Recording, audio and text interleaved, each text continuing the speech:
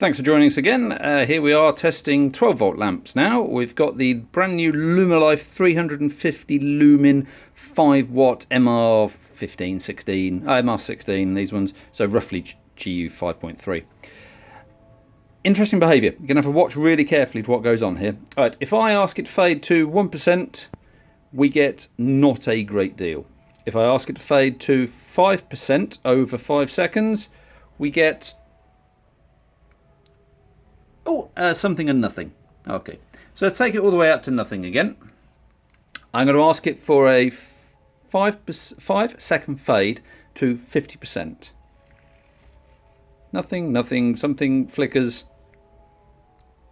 I'm going to do that again, this time a lot closer, and see if you can discern what's going on.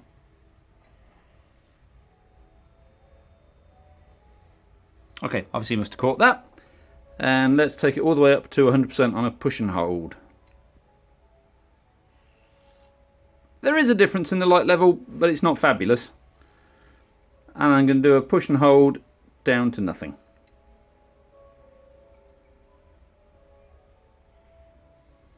A little bit notchy, not exactly predictable behaviour from either of them, but yes, they dim, they're not the best.